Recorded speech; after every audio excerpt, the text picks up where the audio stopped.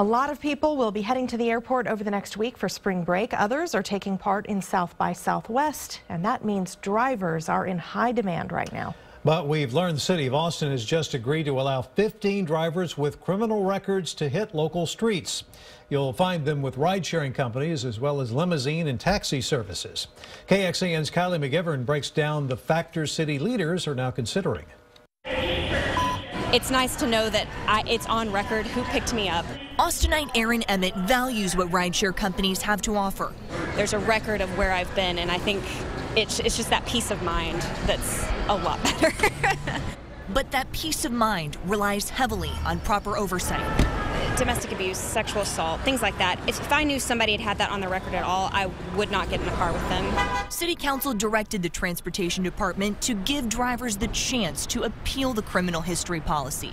The director can consider the nature and gravity of the offense, the length of time since the crime and completion of his or her sentence, and the impact on the person's ability to work as a driver. It's your life they're taking your hands in. The worst that happens is they say no. Chris Bedford with Super Shuttle went through the appeals process and came out on the other side.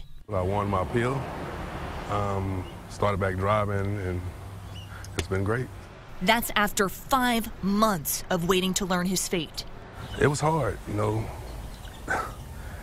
The bills don't stop. Submitting letters of recommendation, hoping the city would recognize the changes he's made.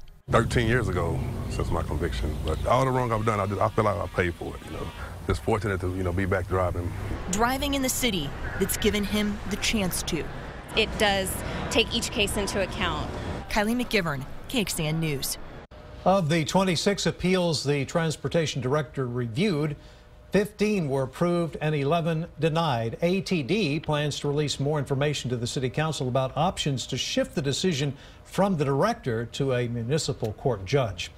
An Austin city ordinance requires that 99% of all TNC drivers must have undergone a fingerprint background check by now.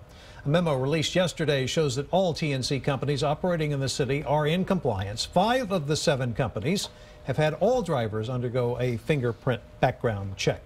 Last month, the KXAN investigation found there are unpermitted drivers making money by giving out rides.